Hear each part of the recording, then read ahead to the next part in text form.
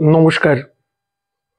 যখন নিজেকে খুব একা মনে হবে তখন হতাশা আসে, ওভার থিঙ্কিং আসে, নানা রকম উল্টোপাল্টা চিন্তা ভাবনা মাথার মধ্যে ঘোরে। কিভাবে আপনি এই একাকিত্বের সঙ্গে লড়াই করবেন? আপনি একা নয়, আপনি কেন ভুল ভাবছেন? আপনার পাশে কেউ নেই ভাবছেন। কি হবে, কি করব, এই ধরনের চিন্তা ভাবনাগুলো যখন করে করে খাচ্ছে, কিভাবে আপনি জীবন যুদ্ধে লড়াই করবেন, আজকে সেই বিষয়ে কথা বলা। যদি মনে হয় আপনাদের জীবনে এই আলোচনাটা আলোকপাত করতে পারে, প্রত্যেকে আলোচনাটার সঙ্গে শেষ পর্যন্ত থাকুন। প্রথমেই বলি যে একাকিত্ব আমাদের জীবনের একটা বড় শত্রু। একাকিত্ব দুঃখ নিয়ে আসে, একাকিত্ব যন্ত্রণা নিয়ে আসে। এখন অনেক সময় আমরা বলি যে আমার কিছু ভালো লাগছে না, আমাকে একটু একা ছেড়ে দাও। আমি সবসময় বলি যে দেখুন, জীবনে দুঃখ, টেনশন এগুলোকে দূর করতে গেলে আমাদের প্রত্যেককে সবসময় একটা ইনভলভমেন্টের মধ্যে থাকতে হবে। একাকিত্ব ভালো নয়। অনেকে একা থাকতে ভালোবাসেন। একাকিত্বের যাপন অবসর জীবনে করা যেতে পারে।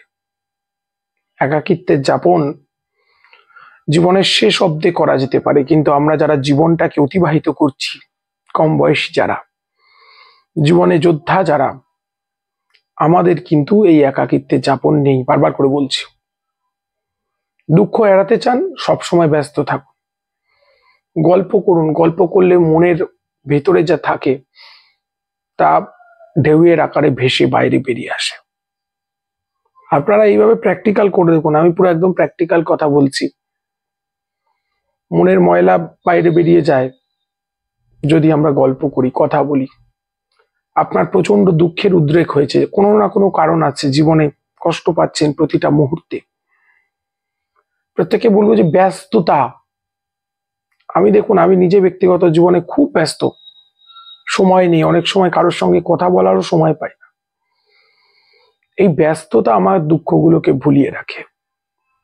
আমার জীবনের খুব কাছের একটা মানুষ, আমার জীবনের সবচেয়ে গুরুত্বপূর্ণ মানুষ, তিনি আজকে লাস্ট স্টেজ ক্যান্সারে দাঁড়িয়ে আছেন, চিকিৎসা চলছে। খুব একটা আশাব্যঞ্জক পরিস্থিতিও নয়, তার মধ্য দিয়েও দেখবেন প্রতিদিন আপনাদের সঙ্গে হেসে হেসে গল্প করছি। রাস্তায় দেখা হলে কেউ বুঝতেও পারবে না যে আমার বাড়ির জীবনে একটা, ব্যক্তিগত জীবনে একটা এরকম ঘটনা আছে। তাই এটা হচ্ছে একটা প্র্যাকটিক্যাল ব্যাপার। এই ব্যস্ততা আমাদের দুঃখ দূর করে দেয়। ভালো লাগার কাজের মধ্যে ডুবে থাকা। একজন শিল্পী একাই থাকেন, চিত্রশিল্পী তার আপন সৃষ্টি সুখের উল্লাসে ব্যাপিত হয়ে আছেন। আপনার গান গাইতে ভালো লাগে, রান্না করতে ভালো লাগে, ছবি আঁকতে ভালো লাগে, নাচ করতে ভালো লাগে, আপনার যেটা ভালো লাগে সেই ভালো লাগার কাজে আপনি ব্যাপিত থাকুন। দেখুন জীবন কত আনন্দময়। একাকিত্ব একাকিত্ব জীবনে একটা চরম দুঃখ। কখনো উচিত নয়। আমাকে ছেড়ে দাও, আমার ভালো লাগছে না, একা থাকতে দাও। একা থাকলে ওভার থিঙ্কিং আসে। ওভার থিঙ্কিং কি? হিজিবিজি চিন্তা ভাবনা।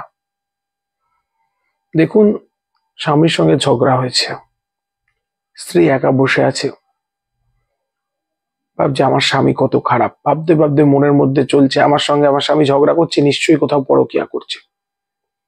আমার স্বামী সত্যিই তো সেদিন দেরি করে বাড়ি এসেছিল। ঘটনাগুলো কিন্তু আদৌ সত্য নয়, কিন্তু তার মনের মধ্যে এই কল্পনাগুলো আস্তে আস্তে জট পাকাচ্ছে এবং আস্তে আস্তে সেই মিথ্যেগুলোকে সত্যি ভাবতে শুরু করছে। মনের মধ্যে তার প্রতিচ্ছবি একটা একটা করে ঘুরছে। অথবা প্রতিবেশীর সঙ্গে ঝগড়া হয়েছে, প্রতিবেশীর সঙ্গে ঝগড়া হওয়ার পর সে বসে বসে ভাবছে, তাকে এই কথাগুলো বলেছিল, ফ্ল্যাশব্যাক এসে চলে গেল, সেই কথাগুলো তার মনে পড়ছে। প্রতিবেশী হয়তো আগামীকাল তাকে ছুরি দিয়ে খুনি করবে, এইরকম সে হয়তো কোনো প্রভাবশালী লোকের কাছে যাবে, মান অপমান সব একটা মিক্স আপ ভয় মিশ্রিত ভাবনা তার মনের মধ্যে ঘোরাফেরা করছে। এগুলো হচ্ছে একাকিত্বের একটা ফল, ওভার থিঙ্কিং। এই ওভার থিঙ্কিংও কিন্তু ভালো লক্ষণ নয়। এই ওভার থিঙ্কিংও কিন্তু জীবনের জন্য দুর্বিষহ, জীবনের জন্য সমস্যার। এটা বলবো।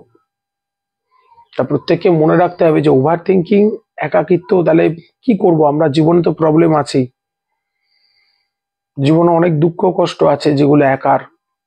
জীবনে যখন এরকম সিচুয়েশন আসবে, সত্যি আমার কথা বলতে ভালো লাগছে না, অনেক সময় হয় বাচ্চাটা বারবার এসে ঘ্যান ঘ্যান করছে, লজেন্স দাও লজেন্স দাও লজেন্স দাও। তা এমন একটা সিচুয়েশন ফেস করছি, বলতে চাই চুপ কর এখন। অনেক সময় আলোগুলো মনে হয় যে আলোগুলো নিভিয়ে দাও, আমার বড় কষ্ট হচ্ছে। একটু নীরবতা, একটু প্রশান্তির দরকার হয়। তা যদি ওই নীরবতা প্রশান্তির কথা ভাবেন, তা মনে রাখতে হবে যে আমাদের কিন্তু নিজেকে নিজে সেলফ কাউন্সেলিং, নিজেকে নিজে সেলফ মোটিভেশন করার দরকার আছে। একাকিত্বে বসলে আমাদের স্পিরিচুয়ালিটির দিকে তাকানো উচিত। একা বসে না ধ্যান করা, মেডিটেশন করা, এগুলো করা, যারা ঈশ্বরে বিশ্বাস করেন, ঈশ্বরের নাম কীর্তন করা, এগুলো একাকিত্বে একা বসে করা উচিত। এই যে ঈশ্বর ভাবনা ভারতবর্ষের রন্ধ্রে রন্ধ্রে আছে, আমি সাপোর্ট করি, আমি ঈশ্বরে বিশ্বাস করি, এটা আমাদের মনের মধ্যে একটা পজিটিভ শক্তি এনে দেয়, আমাদের মনের মধ্যে একটা নতুন ঢেউ এনে দেয়। এই যে মন হালকা হবে, আমাদের সমস্ত কষ্টগুলো, একজন মহিলা তিনি সাংসারিক নানা রকম সমস্যার মধ্য দিয়ে কষ্ট পাচ্ছেন, তিনি ঠাকুর ঘরে গিয়ে হাউ হাউ করে কাঁদছেন, ঠাকুর আমার এটা হলো কেন, ঠাকুর আমার এই হয়েছে। এই যে তার কাছে বলার পর তিনি যখন ঠাকুর ঘর থেকে বেরিয়ে আসছেন না, তার মনের মধ্যে যে প্রেশারটা ছিল, তার যে যন্ত্রণাটা ছিল, সেটা কিন্তু অনেকখানি অনেকখানি রিল্যাক্স হয়ে গেছে। তা আমাদের এইরকম ঈশ্বর ভাবনা এখান থেকে, এগুলো একাকিত্বে হোক। এই সেলফ কাউন্সেলিং, সেলফ মোটিভেশন যদি আমরা না করতে পারি, নিজেকে নিজে যদি তৈরি করতে না পারি, আমাদের জীবন থেকে দুঃখ যাবে না। প্রথম হচ্ছে নিজের উপর বিশ্বাস। আমাদের এই জায়গাটায় আমরা বড্ড পিছিয়ে আছি। নিজের উপর যার বিশ্বাস আছে সে সমস্ত পরিস্থিতির সঙ্গে লড়তে পারে, নিজের উপর যার বিশ্বাস আছে সে সমস্ত পরিস্থিতির সঙ্গে যেমন লড়তে পারে, করতে পারে, জিততে পারে। তাহলে বলবো আপনাদেরকে যে প্রত্যেকে এই বিষয়টা একটুখানি আপনারা কিন্তু নজর দেবেন। দ্বিতীয় কথা, একাকিত্ব। আমরা কেউ একা নই, আমাদের সঙ্গে ঈশ্বর আছেন প্রতিটা মুহূর্তে, তিনি আছেন। আমরা ফিল করি না বলেই আমরা বুঝতে পারি না, আমরা তাকে বিশ্বাস করি না বলেই আমরা বুঝতে পারি না। আর দেখুন, ইন্ট্রোভার্ট মানুষরা বেশি কষ্ট পায়, কথা চেপে রাখবেন না। এক্সট্রোভার্ট মানুষদের বন্ধু পারে, যারা কথা বলেন বেশি, তাদের কিন্তু বন্ধু পারে। মানুষের সঙ্গে বন্ধুত্ব করুন, আর ইগোর কমপ্লেক্সে ভুগবেন না। প্রত্যেককে বলবো, ঝগড়া হয়েছে পরিবারের কোনো সদস্যের সঙ্গে, হয়েছে, মিটে গেছে, এখন আর সেই ঝগড়াটা কিন্তু নেই। সেটাকে ধরে বসে থাকলে হবে না, বারবার করে বলছি, সেটাকে ধরে বসে থাকলে কিন্তু হবে না। সেটাকে আমাদের প্রত্যেককে কিন্তু মনে রাখতে হবে যে আমাদের প্রত্যেককে ব্যাপারটাই কিন্তু অ্যাডজাস্ট করে নিতে হবে। হয়েছে হয়েছে, হিট অফ দ্য মোমেন্ট, আপনি দুটো কথা বলে ফেলেছেন, মাথা ঠান্ডা হয়েছে, এখন ভুলে যান সেগুলো, তার সঙ্গে আবার কথা বলুন। সমস্যাগুলো, নিজেদের জীবনের সমস্যাগুলো নিজেদেরকে কিন্তু সমাধান করতে হবে, কেউ বাইরে থেকে সে সমাধান করবে না। জীবন, নিজেকে ভালো রাখার দায়িত্ব আপনার নিজের, অন্য কারোর নয়।